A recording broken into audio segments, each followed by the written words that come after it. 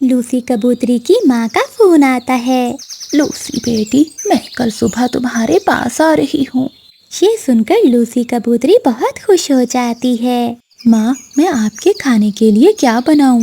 बेटी, मुझे गाजर की खीर बहुत पसंद है, तुम मेरे लिए गाजर की खीर बना लेना।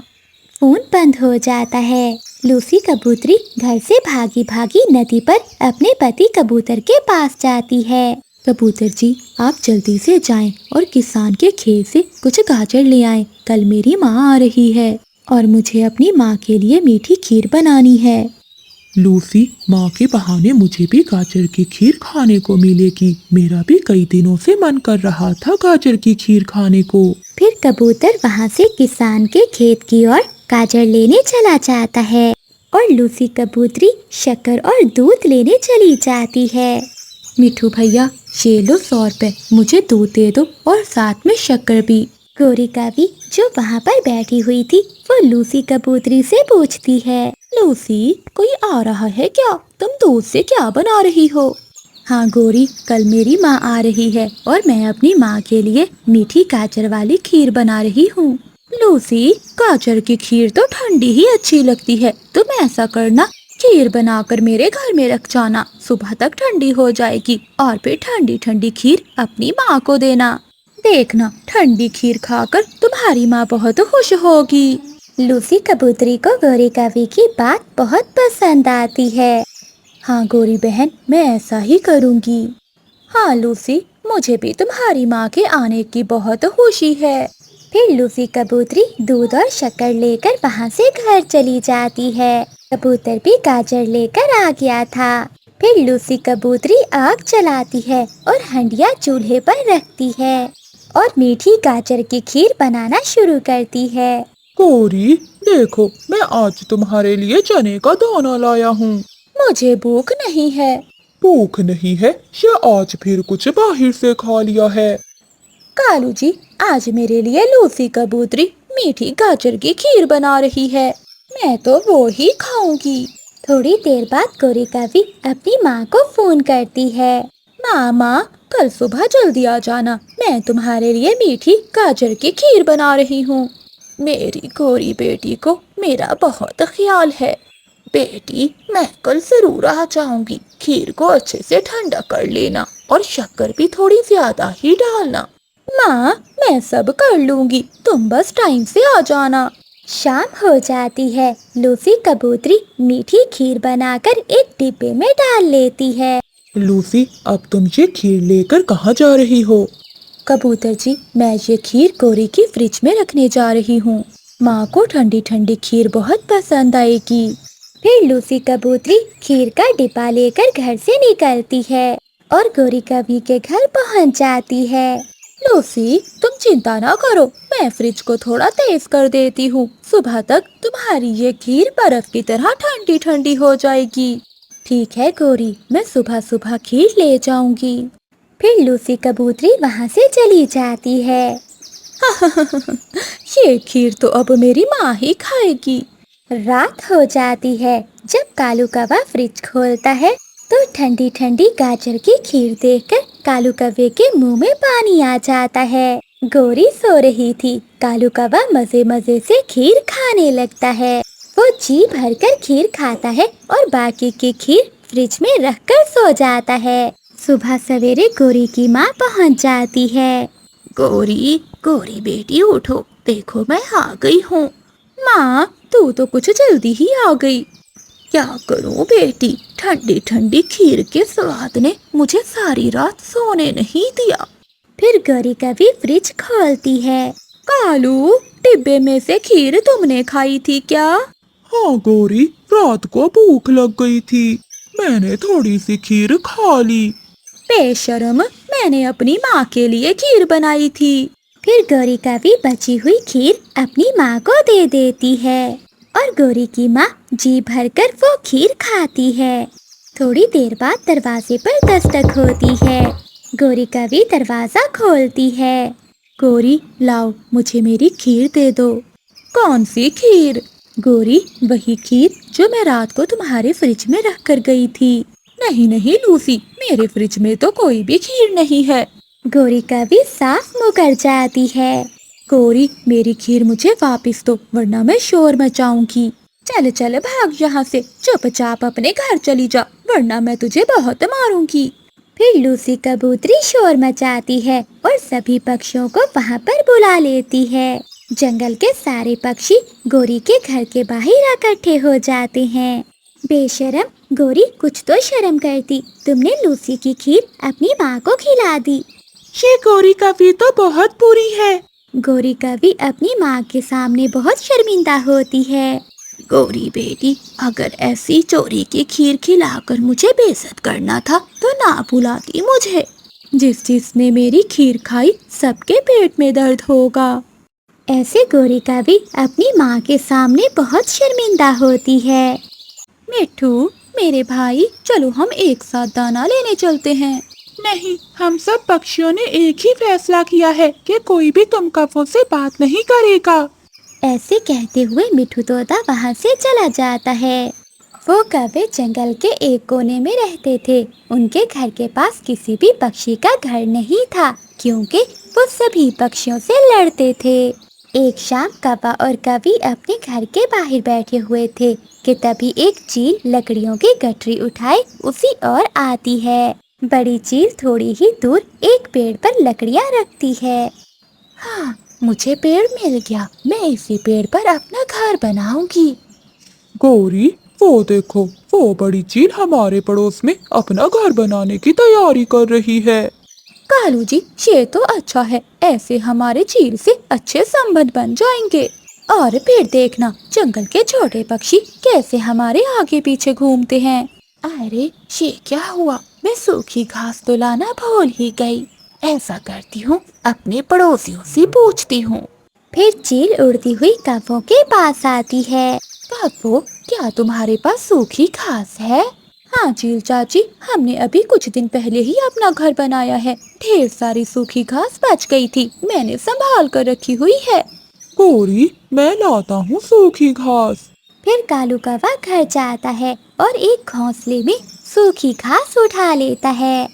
बाबा बाबा, बाहर कौन है? कोई चील है? ना बेटा, चील से डरने की कोई जरूरत नहीं है। चील से तो बस कमजोर पक्षियों के बच्चे ही डरते हैं। और तुम कौवे हो और कौवों के बेटे शेर होते हैं। तुम शेर बहादुर हो। फिर कालू कौवा वो सूखी घास ले जाता है और चील को दे देता है। चलो चील चाची, मैं तुम्हारा घर बनाने में मदद करती हूँ। फिर गोरी कभी चील के साथ जाती है और चील का घर बनाने में उसकी मदद करती है। रानू चिड़िया मिठू तोते और कबूतर के पास जाती है। मिठू और कबूतर भैया, मैंने अभी अभी देखा कि एक बड़ी चील कौवों के घर की ओर जा रही थी। आज के बाद उस दिशा में कोई ना जाए। हाँ चिड़िया, कल गौरी मेरे पास आई थी, साथ भोजन पर चलने का कह रही थी, मैंने मना कर दिया। चील का घर बन जाता है। वो रात चील अपने घर में गुजारती है। अगली सुबह होते ही कौवा और कौवी गले सड़े फल लेकर चील के पास जाते हैं। चील चाची, हमने सोचा आज का नाश्ता हमारी तरफ से हो जाए। कौवों, तुम्हारा बहुत बहुत शुक्रिया, परंतु मैं सुबह नाश्ता नहीं करती। मैं तो दिन में एक बार ही खाना खाती हूँ और वो भी पेट भरकर। चाची चील, आपको खाने में सबसे ज्यादा क्या पसंद है? वैसे तो मैं मरे हुए चूहे भी खा लेती हूँ, मगर अगर कोई कबूतर मिल जाए तो मैं कबूतर का बहुत अच्छा शोरबा बनाती हूँ। कबूतर का शोरबा? क्या चील चाची, कबूतर का शोरबा मजे का होता है? हाँ कौवे, अगर एक बार पियोगी तो पंख झाड़ते रह जाओगे। कालू जी, वो है ना गंदी आंखों वाला कबूतर, हम उसे बातों में लगाकर यहाँ ले आएंगे और फिर चील चाची के पंखों से बना हुआ कबूतर का शोरबा पिएंगे। तो फिर ठीक है, मैं इंतजार करती हूँ। मैं मिर्ची और प्याज काटती हूँ, तुम दोनों तब तक कबूतर को ले आओ। फिर गोरी कवि और कालू कौवा जंगल की ओर निकलते हैं। कबूतर पत्तों में छुपा बैठा दाने खा रहा था। कबूतर, जरा बाहर आओ। ना गौरी, मुझे बाहर डर लगता है, इसलिए मैं पत्तों में ही छुप कर बैठता हूँ। कबूतर यार, तुम यहाँ बैठे सूखा दाना खा रहे हो और हमारे घर के पास ढेर सारे फल लगे हुए हैं। मीठे फलों का सुनकर कबूतर के मुंह में पानी आ जाता है और वो झट से पत्तों से निकलकर बाहर आ जाता है। कहाँ कहाँ है मीठा फल? क्या वहाँ पर कोई खतरा तो नहीं है? कबूतर भैया, कोई खतरा नहीं है, तुम चलो हमारे साथ और जी भर कर मीठे फल खाओ। कबूतर लालच में आ जाता है और वो अपने दोस्तों की बात भी भूल जाता है। वो कौवों के साथ उड़ता है। रास्ते में रानू चिड़िया कबूतर को कौवों के साथ देखकर रोकती है। कबूतर भैया रुक जाओ, मेरी बात सुनो। चिड़िया जल्दी से बताओ, मुझे बहुत जरूरी काम है। कबूतर भैया, हमने फैसला किया था कि कोई भी इन कौवों के साथ नहीं जाएगा, फिर आप क्यों जा रहे हो? कबूतर मेरे सुंदर भाई, तुम इस चिड़िया की बात ना सुनो। अगर तुम इस छोटी चिड़िया की बात सुनोगे तो हर रोज सूखा दाना ही खाओगे। चिड़िया मैं जाऊंगा, ये कौवे मुझे मीठा फल देंगे। कई दिन हो गए मैंने मीठा फल नहीं खाया। कबूतर भैया, इन कौवों पर विश्वास मत करो। फिर कबूतर कौवों के साथ उड़ जाता है और रानू चिड़िया कबूतर को आवाजें देती रहती है। कबूतर भैया, तुम इस पेड़ के नीचे बैठकर आराम करो और मैं लेकर आती हूँ तुम्हारे लिए मीठा फल। और हाँ, डरने की कोई जरूरत नहीं है, हम हैं ना यहाँ। परंतु मुझे डर लग रहा है। डरो नहीं, हम अभी आते हैं। फिर वो कौवा और कौवी कबूतर को वहीं छोड़कर चील के पास जाते हैं। चील अपने घर में बैठी प्याज काट रही थी। चील चाची, हम ले आए हैं, हम कबूतर को ले आए हैं। अब जल्दी से जाकर अपने मजबूत पंचों से उस कबूतर को दबोच लो और फिर कबूतर शोरबा बनाओ, मिलकर पार्टी करेंगे। मिठू, जल्दी से मेरे साथ चलो। कबूतर भैया उन कौवों की बातों में आकर उनके साथ चले गए हैं। चिड़िया, हमने कबूतर को समझाया भी था, उसने बहुत बड़ी गलती की है। फिर रानू चिड़िया, बुलबुल और मिठू तोता कबूतर को बचाने के लिए वहाँ से उड़ते हैं। चील, क्या तुम मुझे खाने आई हो? नहीं नहीं कबूतर, मैं तुम्हारा बनाऊंगी शोरबा। हो, कैसा लगा कबूतर? मीठे फल का स्वाद। जो अपने दोस्तों की बात नहीं मानता वो हमेशा फंसता है। ये सुनकर कबूतर रोने लगता है। ये धोखा है। फिर वो तीनों पक्षी वहाँ पहुँचकर चील को धक्का देकर कबूतर को वहाँ से ले जाते हैं। काफू काफू, पकड़ो पकड़ो उस कबूतर को। वो कौवे कबूतर का पीछा करते हैं, मगर वो सब तेजी से वहाँ से भाग जाते हैं। हाथ आया शिकार निकल गया। ऐसा कहते हुए चील अपने घर चली जाती है और कौवे अपने घर में जाकर बैठ जाते हैं। कालू, अगर मुझे पता होता कि वो चिड़िया कबूतर को बचाने आएगी तो मैं कबूतर को रस्सी से बांध देती। गौरी, अब तो दाना ही खाना पड़ेगा क्योंकि कबूतर शोरबा मिलने वाला नहीं। तभी दरवाजे पर दस्तक होती है। गौरी दरवाजा खोलती है। चील अंदर आ जाती है। चील दी, आप? प्याज मिर्ची सब तैयार है। मैं तो ये कहने आई थी कि मैं कौवों का शोरबा भी बहुत मजे का बनाती हूँ। ये सुनकर कौवों की आंखें खुली की खुली रह जाती हैं। वो कौवे डर के मारे कोने में बैठ जाते हैं। चील हंसती है। मम्मा उठिए, देखिए बाहर बारिश हो रही है। गुड़िया की आवाज़ सुनकर मामा चिड़िया उठ जाती है। क्या गुड़िया, सुबह हो गई? आज तो मेरी आँख ही नहीं खुली। न जाने इस बारिश के मौसम में इतनी नींद क्यों आती है। आज तो गोरी मालकिन बहुत गुस्सा होगी। मामा, बाहर तो बहुत तेज बारिश है, आप कैसे जाएंगी? गुड़िया बेटी, जाना ही पड़ेगा। सामने भोजन रखा है, वो खा लेना। और हाँ, बारिश में नहाने के लिए बाहर ना निकल जाना। ऐसा कहते हुए मामा चिड़िया अपने घर से निकलती है। तेज हवा और बारिश में चिड़िया के लिए उड़ना बहुत मुश्किल हो रहा था। रानू चिड़िया गौरी कवि के घर पहुंच जाती है। चिड़िया, मिल गया समय काम पर आने का। मालकिन, बाहर बहुत तेज बारिश हो रही है, इसलिए मैं थोड़ा लेट हो गई। मैं आपसे क्षमा चाहती हूँ। अच्छा, बहुत हो गया। चलो जल्दी से काम पर लग जाओ, पूरा घर अच्छे से साफ करना। फिर रानू चिड़िया काम पर लग जाती है। वो सारा घर साफ करती है। वो रसोई में बर्तन धोती है और भोजन भी बनाती है। गौरी मालकिन, सारे काम हो गए, क्या मैं घर चली जाऊँ? एक तो तुम्हें घर जाने की बहुत जल्दी होती है।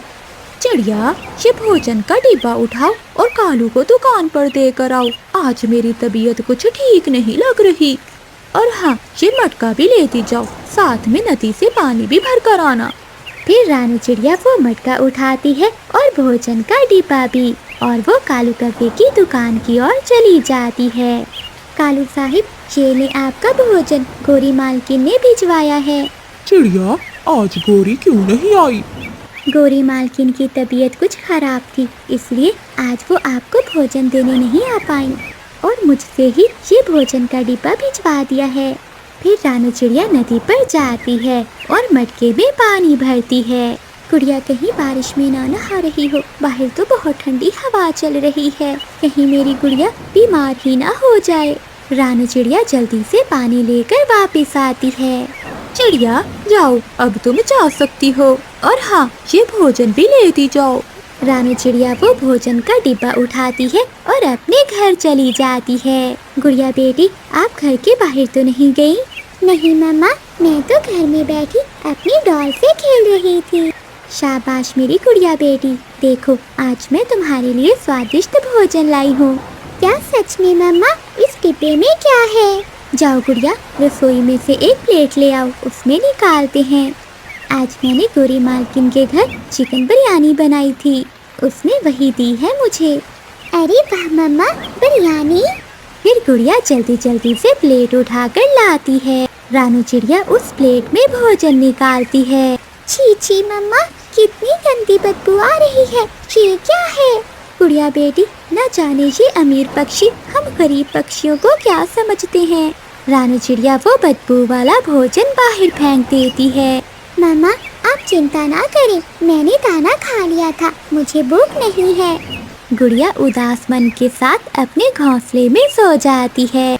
चिड़िया की आंखों में आंसू आ जाते हैं। रात हो जाती है, मामा चिड़िया भी सो जाती है। अगली सुबह भी हो जाती है। मम्मा उठिए, उठिए ना मम्मा, क्या हो गया है मेरी मम्मा को? गुड़िया अपनी मम्मा को पंख लगाकर देखती है। मम्मा को तो बहुत तेज बुखार है और ये बारिश भी न जाने कब रुकेगी। गुड़िया तेज बारिश में बुलबुल डॉक्टर के घर जाती है। दरवाजा खोले बुलबुल आंटी, दरवाजा खोले। बुलबुल दरवाजा खोलती है। क्या हुआ गुड़िया बेटी, इतनी तेज बारिश में क्यों आई हो? बुलबुल आंटी, मेरी मम्मा को बचा ले, वो उठ नहीं पा रही और ना ही आंखें खोल रही है, प्लीज मेरी मम्मा को बचा ले। फिर गुड़िया बुलबुल को साथ लेकर अपने घर जाती है। बुलबुल रानू चिड़िया को देखती है और उसे दवा दे देती है। आंटी, क्या हुआ है मेरी मम्मा को? वो ठीक तो हो जाएंगी ना? गुड़िया बेटी, तुम चिंता ना करो, तुम्हारी माँ बिल्कुल ठीक है, बस इसे बुखार हो गया है, मैंने दवा दे दी है। फिर बुलबुल डॉक्टर दवा देकर वहाँ से चली जाती है। कुछ देर बाद मम्मा चिड़िया को होश आ जाता है। मम्मा, मेरी प्यारी मम्मा, मेरी प्यारी बेटी गुड़िया। मम्मा चिड़िया गुड़िया को अपने गले से लगा लेती है। क्या हुआ गुड़िया बेटी, आप इतनी डरी हुई क्यों हो? मम्मा, आप आंखें नहीं खोल रही थी और ना ही कुछ बोल रही थी, मैं बहुत डर गई थी, मुझे अभी भी बहुत डर लग रहा है। गुड़िया बेटी, चिंता ना करो, मैं ठीक हूँ, अब मुझे जाना होगा, तुम चिंता ना करना, मैं जल्द ही आ जाऊंगी। नहीं मम्मा, बुलबुल डॉक्टर ने आपको आराम करने के लिए कहा है, मैं आपको नहीं जाने दूंगी। गुड़िया बेटी, अगर मैं काम पर ना गई तो गोरी मालकिन मेरी पगार काट लेगी, पहले ही इतने पैसे मेरी दवा पर लग गए हैं। मम्मा, अगर जाना इतना ही जरूरी है तो मैं जाऊंगी, मैं चली जाती हूँ गोरी आंटी के घर काम करने के लिए। गुड़िया जिद करती है और गोरी के घर काम करने के लिए चली जाती है। तुम, अरे ओ छोटी चिड़िया, तुम यहाँ क्या कर रही हो? गुड़िया अभी अपनी बात मुकम्मल नहीं करती कि गोरी कभी गुस्से में बोलती है। आंटी, मैं तुम्हारी कोई आंटी वांटी नहीं हूँ, मालकिन बोलो मुझे, मालकिन। गोरी मालकिन, मेरी मम्मा की तबीयत आज कुछ ठीक नहीं थी, इसलिए मैं काम पर आई हूँ। अच्छा ठीक है, लग जाओ काम पर, पहले बर्तन धो देना और फिर पूरे घर की सफाई कर देना।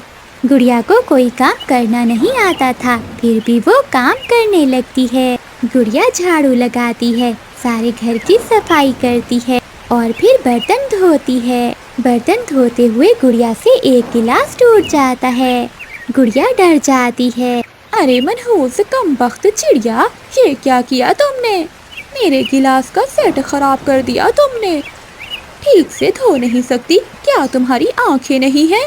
बुरी मालकिन, मुझे माफ कर दे, गलती से। गलती से? क्या गलती से? गौरी किसी को माफ नहीं करती। यहाँ माफी नहीं, सजा मिलती है, सजा। फिर गौरी कभी गुड़िया को मारने लगती है। गुड़िया रोने लगती है। रोते रोते वो वहाँ से चली जाती है। बारिश भी रुक जाती है। गुड़िया झरने पे चली जाती है और रोने लगती है। तभी वहाँ एक बूढ़ी फाख्ता आती है। अरे बेटी, तुम ऐसे क्यों रो रही हो? माँ जी, आप कौन हैं? बेटी, मेरा घर यहीं पर है। तुम्हें रोते देखा तो तुम्हारे पास चली आई। फिर गुड़िया सारी बात बूढ़ी फाख्ता को बताती है। बेटी, ये बीज तुम रख लो, ये जादुई बीज हैं। जैसे ही तुम इन्हें आंगन में लगाओगे तो ये बड़ा पेड़ बन जाएगा और उस पेड़ पर ढेरों फल लगने लगेंगे। हाँ माँ जी, फिर मैं इन फलों को बेचा करूँगी और हमारी उस गंदी आंटी से जान छूट जाएगी। गुड़िया वो बीज लेकर जल्दी से घर आती है और उसे अपने आंगन में लगाकर पानी देती है और वो बड़ा पेड़ बन जाता है। गुड़िया बेटी, ये सब कैसे हुआ? फिर गुड़िया सारी बात अपनी मम्मा को बताती है। फिर रानू चिड़िया और गुड़िया अपनी जंगल में एक फलों की दुकान बना लेती हैं और वो खुशी खुशी अपना जीवन बिताने लगती हैं। कालू जी, अगर आज बिना काम ढूंढे घर आए तो मैं अपने मायके चली जाऊंगी। मैं और भूख से नहीं मर सकती। अच्छा अच्छा, जाता हूँ। हर समय मुझे मायके जाने से डराती रहती हो। इस बार मैं सच में चली जाऊंगी और वापस नहीं आऊंगी। कालू कौवा अपने घर से निकलता है। वो जा रहा था कि उसे एक पेड़ पर कुछ लिखा हुआ दिखाई देता है। कालू कौवा वहाँ जाता है।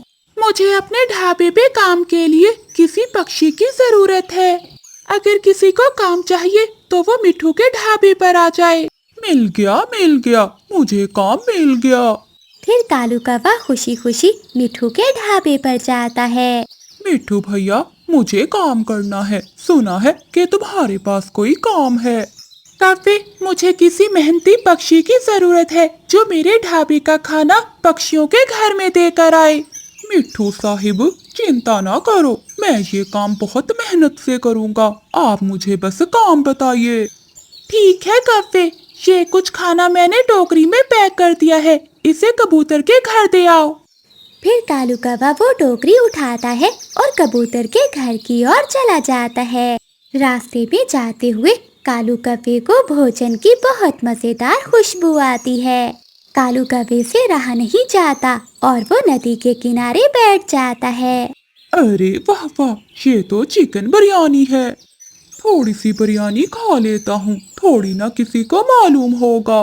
कालू कौवा मजे मजे से थोड़ी सी बिरयानी खा लेता है। फिर से वो टोकरी उठाकर कबूतर के घर की ओर चला जाता है।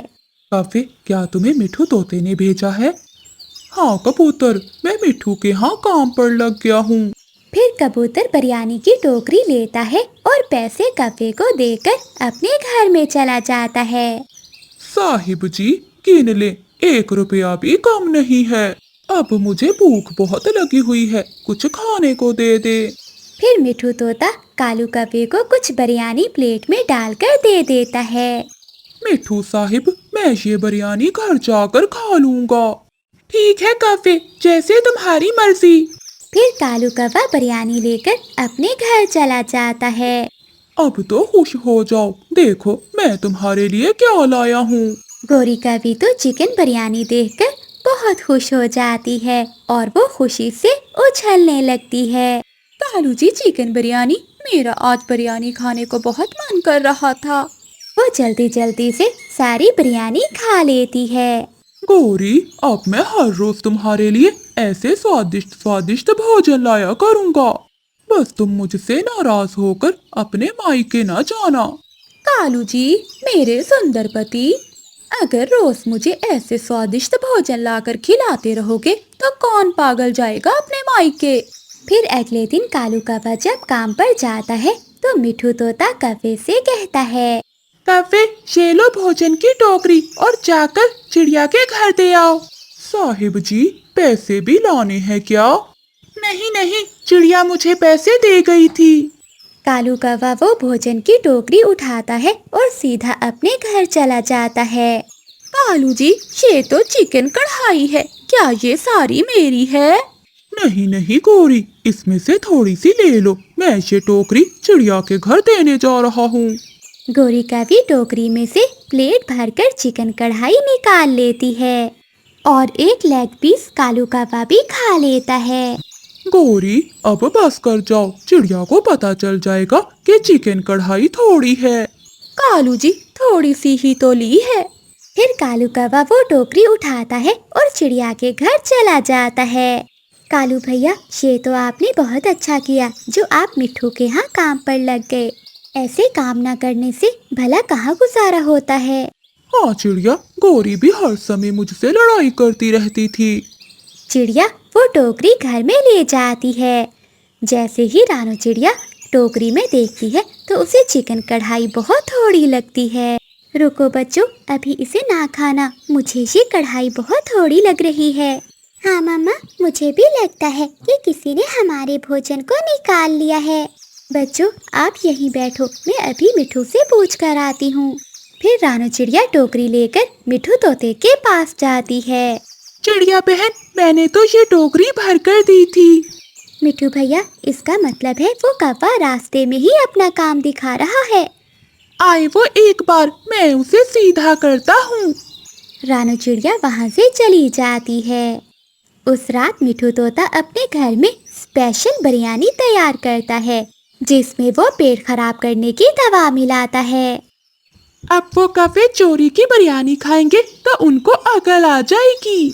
अगले दिन कालू कौवा काम पर आ जाता है। कालू, ये लो बिरयानी, जाकर जरा मेरे घर तो दे आओ, तुम्हारी भाभी मंगवा रही थी। मैं अभी जाता हूँ मिट्ठू साहिब, देखा मैंने कहा था ना कि मैं काम बहुत मेहनत से करता हूँ। हाँ कालू कौवे, तुम सच में काम बहुत मेहनत से करते हो। फिर कालू कौवा वो बिरयानी लेकर जल्दी जल्दी अपने घर चला जाता है। कालू जी, आज तो बिरयानी बहुत थोड़ी है। गोरी, आज यही बिरयानी बहुत है। फिर वो दोनों पति पत्नी मिलकर वो सारी बिरयानी खा लेते हैं। थोड़ी देर बाद उन कौवों के पेट में बहुत दर्द होने लगता है। गोरी, मर गया, मैं मर गया, मेरे पेट में बहुत दर्द हो रहा है।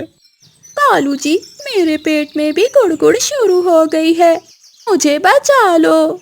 गोरी कौवी भागती है और शौचालय में चली जाती है। कालू कौवा भी भागता है। गोरी कौवी बाहर आती तो कालू जाता। जब कालू कौवा बाहर आता तो गोरी कौवी शौचालय जाती। रानू चिड़िया और कबूतर थोड़ी दूर मिठू के ढाबे पर बैठे कौवों को देखकर हंस रहे थे। मिठू भैया, आपने इन कौवों को बहुत अच्छी सजा दी है। जंगल के सारे पक्षी अपना अपना घर बनाने के लिए जंगल से सूखी लकड़ियाँ लेने जा रहे थे। कौवे भैया, आप भी हमारे साथ आ जाइए और अपने घर को मजबूत करने के लिए लकड़ियाँ ले आइए। चिड़िया, तुम जाओ, मुझे बहुत नींद आ रही है, मुझे सोने दो। कालू, अगर बारिश शुरू हो गई तो तुम्हें बहुत समस्या होगी। उनकी बातें सुनकर गोरी कौवी भी नींद से जाग जाती है। चिड़िया, क्या चूचू लगा रखी है, मुझे सोने भी नहीं देती हो तुम, चल भाग यहाँ से। फिर रानू चिड़िया वहाँ से चली जाती है। गोरी, उठ तो गया हूँ, आज मैं इंसानों की बस्ती की ओर जाता हूँ और वहाँ से कोई रोटी का टुकड़ा चुराता हूँ। कालू कौवा इंसानों की बस्ती की ओर चला जाता है। वो एक पेड़ पर बैठा हुआ था कि उसे सामने एक केले का पेड़ नजर आता है। कालू कौवा उस केले के पेड़ पर जाता है। वो मजे मजे से केले खाने लगता है। तभी कालू कौवे को ख्याल आता है, अरे, सूखी लकड़ियाँ भला मैं कहाँ से ढूंढूंगा, ये केले के पत्ते बहुत बड़े हैं, इनसे ही कुछ मुरम्मत हो जाएगी। फिर कालू कौवा पेड़ के कुछ पत्ते तोड़कर वहाँ से अपने घर की ओर चला जाता है। कालू जी, ये कौन से पत्ते हैं? गोरी, ये केले के पेड़ के बड़े पत्ते हैं। हम इससे ही अपने घर की मरम्मत करेंगे। देखना, सब देखकर हैरान हो जाएंगे। परंतु कालू जी, क्या हम इससे तूफान में बच जाएंगे? गौरी, तुम चिंता ना करो, मैं सब कुछ देख लूंगा। फिर कालू कौवा उन पत्तों से अपने घर की मुरम्मत करने लगता है। कभी कभी पागल हो गए हो क्या? कभी इन खाली पत्तों से भी घर की मुरम्मत हुई है? तुम्हें साथ में कुछ लकड़ियां भी लगानी होंगी। जाओ जाओ, तुम अपना काम करो, मुझे तंग ना करो। मेरी बात मान लो, अपना घर मजबूत लकड़ियों से बनाओ, वरना ये पहली बारिश में ही टूट जाएगा। परंतु कालू कौवा मिठू की बात नहीं मानता और अपना घर बनाने लगता है। रानू चिड़िया अपनी सूखी लकड़ियाँ लेकर आ जाती है। मेरी सूखी लकड़ियाँ आ गई हैं, अब मैं इनसे अपना एक पक्का घर बना लेती हूँ। शाम होने से पहले पहले जंगल के सभी पक्षी अपने अपने लिए लकड़ियों से मजबूत घर बना लेते हैं। कालू कौवे और गोरी कौवी ने भी अपना घर केलों के पत्तों से बना लिया था। कालू जी, मुझे तो बहुत डर लग रहा है। क्या तेज बारिश में हमारा ये घर टिक पाएगा? तुम चिंता ना करो, ये घर बहुत मजबूत है। रात होते ही तेज बारिश शुरू हो जाती है। अभी बारिश को आए 5 मिनट ही नहीं गुजरे थे कि कौवों का घर टूट जाता है। मैंने कहा था ना कालू कि ये घर टिकने वाला नहीं है। तुम बहुत आलसी और निकम्मे हो। अगर तुम लकड़ियाँ ले आते तो हम भी अपना घर दूसरों की तरह मजबूत बना लेते। फिर कालू और गोरी कौवी वहाँ से उड़ते हैं। वो घने जंगल में चले जाते हैं। वहाँ एक पेड़ में खोखर थी। वो दोनों उस पेड़ की खोखर में छुप जाते हैं। थोड़ी ही देर बाद वहाँ एक चील आ जाती है। निकलो, बाहर निकलो, ये घर मेरा है। मैं कब से इस पेड़ की खोखर में रह रही हूँ। अगर तुम यहाँ से नहीं गए तो मैं तुम्हें खा जाऊंगी। नाना चील दी, हमें ना खाना। मुझे तो ये कालू, मेरा पति जी, यहाँ लेकर आया है। फिर कौवा और कौवी वहाँ से निकलकर भाग जाते हैं। वो पूरे जंगल में घूमते हैं और फिर थक हार कर मिठू तोते के पास जाते हैं। मिठू भैया, हमें अपने घर में आ लेने दो, हम बारिश में भीग रहे हैं। और बनाओ उन पत्तों से घर। याद है जिस दिन मैंने आपसे कहा था कि अपना घर मजबूत लकड़ियों से बना लो, और तुमने मेरी बात ना मानी। अब चले जाओ यहाँ से। मेरे घर में तुम जैसे आलसी पक्षियों के लिए कोई जगह नहीं है। कालू जी, अब कहाँ जाएंगे? मेरे मामा जी हमें जरूर अपने घर में रखेंगे। फिर कालू कौवा और गोरी कौवी अपने मामा जी के पास जाते हैं। परंतु कालू का मामा खिड़की से ही बोलता है, कालू भांजे, मेरा घर बहुत कमजोर है, तुम अकेले ही आ जाओ अंदर। तुम्हारी पत्नी के बोझ से मेरा घर टूट जाएगा। गौरी, क्या ख्याल है, तुम कहीं और चली जाओ और मैं अपने मामा जी के पास रुक जाता हूँ। मैं तेरी चटनी बना दूंगी मार मार कर, बेशरम पति। मुझे अकेले छोड़कर जाओ तो सही, एक दफा मामा जी के घर चल मेरे साथ। फिर गोरी कौवी कालू कौवे को चिड़िया के घर ले जाती है। गोरी कौवी खिड़की में चिड़िया से कहती है, चिड़िया बहन, हमें माफ कर दो। मुझे पता है कि तुम हमसे नाराज हो। चिड़िया बहन, मेरा बनाया हुआ पत्तों का घर तो मिनटों में ही टूट गया। मैंने तो आप दोनों से पहले ही कहा था कि मेरे साथ आओ और लकड़ियाँ ले आओ। अब मजा आया ना बारिश में भीगने का। फिर रानू चिड़िया कौवा और कौवी को अपने घर में आने देती है। चिड़िया, मैं समझा कि मेरा पत्तों का घर देखकर सब हैरान हो जाएंगे, परंतु वो तो बारिश होते ही टूट गया। कालू, पत्तों से भी घर मजबूत बनता है, लेकिन तुम्हें बनाने का तरीका नहीं आया। अगर तुम पत्तों के साथ साथ लकड़ियाँ भी इस्तेमाल करते तो तुम्हारा घर हमसे भी ज्यादा मजबूत बनता। कालू जी, अब चुप कर कर बैठ जाओ, बड़ा आया पत्तों से घर बनाने वाला। फिर रानू चिड़िया हंसने लग जाती है। वो कौवों को दाना देती है। जंगल का जो सबसे सुंदर हिस्सा था वहाँ गोरी कौवी ने कब्जा कर रखा था। वो नदी के पास एक ठंडे पेड़ पर अपने घोंसले में रहती थी। अगर कोई पक्षी वहाँ पर आकर रहने की कोशिश करता तो गोरी कौवी उसे वहाँ से भगा देती। मैं इस आम के पेड़ पर अपना घोंसला बनाता हूँ। यहाँ पर मुझे खाने के लिए भोजन भी मिल जाएगा और पेड़ की ठंडी ठंडी छाँव भी। कबूतर अपना घोंसला बनाना शुरू करता है। वो घने जंगल में जाता है और सूखी घास लेकर आता है। दूर ऊंचे पेड़ पर बैठी हुई गोरी कावी कबूतर को देख लेती है। ये कबूतर यहाँ क्या कर रहा है? इससे पहले कि ये यहाँ पर अपना घोंसला बनाए, मुझे इसे यहाँ से भगाना होगा। गोरी कावी गुस्से में उड़ती है और कबूतर के पास जाती है। उठाओ उठाओ अपनी ये सूखी घास, मोटी चोंच वाले, ये जंगल और ये पेड़ मेरा है। कोई दूसरा पक्षी नहीं रह सकता यहाँ। गोरी कृपया करो, मैंने तो अपना आधा घोंसला भी बना लिया है। मैं तुम्हारे काम किया करूँगा, तुम्हारी टांगे भी दबाया करूँगा, बस मुझे यहाँ रहने दो। ऐसा नहीं हो सकता, भागो यहाँ से। फिर गोरी कावी कबूतर की लाई हुई घास पेड़ से नीचे फेंक देती है। कबूतर रोने लगता है। गंदी कवि, काली कवि, तुमने मेरा घोंसला तोड़ दिया। अब जाते हो या एक लगाऊं तुम्हारे गंदी आँखों वाले। फिर कबूतर रोता हुआ वहाँ से चला जाता है और गोरी कावी आराम से अपने घोंसले में लेटकर सो जाती है। चिड़िया बहन, आज सुबह से मुझे कोई भी दाना नहीं मिला। आज हमें दाना लेने जंगल की दूसरी ओर जाना होगा। मिठू भैया, मैंने सुना है कि वहाँ एक बुरी कावी रहती है जो किसी को वहाँ से कोई चीज खाने नहीं देती। चिड़िया बहन, हम वहाँ से चोरी चोरी 2 फल लेंगे और वापिस आ जाएंगे। रानू चिड़िया मान जाती है और मिठू तोते के साथ वहाँ चली जाती है। गोरी कावी सोई हुई थी। चिड़िया बहन, ये कवि तो सोई हुई है, चलो हम जल्दी से फल तोड़कर भाग जाते हैं। हाँ मिठू भैया, परंतु ध्यान रखना, अगर ये कभी उठ गई तो बहुत मुश्किल हो जाएगी। फिर मिठू तोता 2 फल तोड़ लेता है और रानू चिड़िया भी अपने बच्चों के लिए 2 मीठे मीठे फल तोड़ लेती है। पत्तों की आवाज से गोरी कावी की आँख खुल जाती है। कौन कौन है? गोरी कावी जल्दी से उड़ती है। मोटी चूंच वाले और छोटी चिड़िया, तुम यहाँ क्या कर रहे हो? रखो रखो मेरे फल रखो।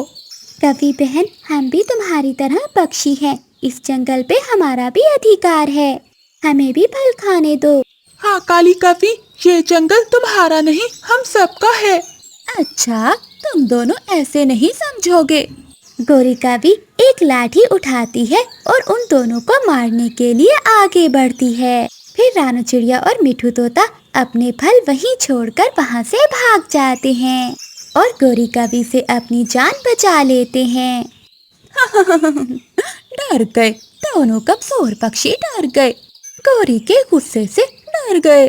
मिठू मिठू, बच गए, वरना वो कवि तो हमें जान से ही मार देती। चिड़िया चिड़िया, वो कवि एक दिन पछताएगी, अकेले ही फल खा रही है, देखना एक दिन अकेले ही मरेगी। ऐसे अब कोई भी पक्षी डर का मारा उस दिशा में नहीं जाता था। एक दिन रात के समय तेज बारिश शुरू हो जाती है और साथ में बहुत तेज हवा भी चल रही थी। सारी रात गोरी कवि बारिश में भीगती रहती है और उसे बुखार हो जाता है। वो अपने घोंसले में लेटी हुई कांप रही थी। अगली सुबह हो जाती है, बारिश तो रुक गई थी, परंतु गोरी कवि में अब इतनी हिम्मत ना थी कि वो अपनी दवा ले सके। गोरी को थोड़ी दूर से जाती हुई मीनू मौसी दिखाई देती है। मौसी, मीनू मौसी, इधर आओ, मेरी बात सुनो। अरे ना जी ना, मैं तुम्हारे पास आकर तुमसे मार नहीं खाना चाहती, तुम जाकर किसी दूसरे को उल्लू बनाओ। मीनू मौसी तुरंत वहाँ से भाग जाती है। कोई मेरी मदद करे, मुझे चील से दवा ला दे, नहीं तो मैं मर जाऊंगी। तभी कबूतर भी वहाँ से फल लेकर गुजर रहा था। गोरी कवि कबूतर को आवाज लगाती है। कबूतर, मेरे कबूतर भैया, मेरी बात सुनो। क्या हुआ कवि, बताओ क्या बात है। मेरे सुंदर कबूतर भैया, मुझे बहुत तेज बुखार है, मुझे चील से दवा ला दो। अब पता चला काली कवि, तुमने मेरा घोंसला तोड़ा था। मैंने तुम्हारी कितनी विनती की थी, मगर तुमने मेरी एक बात भी ना सुनी। अब मैं तुम्हारी मदद नहीं करूँगा। फिर कबूतर भी वहाँ से भाग जाता है।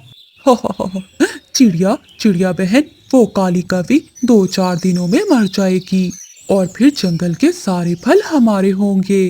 कबूतर भैया, कवि को क्या हुआ है? उसे तेज बुखार है और अपने घोंसले में लेटी हुई वो कवि मदद के लिए पुकार रही है। कबूतर भैया, कोई कितना भी बुरा क्यों ना हो, हमें उसकी मदद करनी चाहिए। मैं अभी जाती हूँ। फिर रानू चिड़िया चील के पास जाती है और उससे बुखार की दवा लेती है। चिड़िया दवा लेकर गोरी कवि के पास जाती है। गोरी कवि, अपना मुंह खोलो। चिड़िया चिड़िया बहन, ये दवा बहुत कड़वी है। गोरी कवि, तुम्हारी जान बच जाएगी ये दवा पीने से। फिर कवि वो दवा पी लेती है और थोड़ी देर बाद वो ठीक हो जाती है। चिड़िया बहन, मेरी मदद करने के लिए तुम्हारा बहुत बहुत धन्यवाद।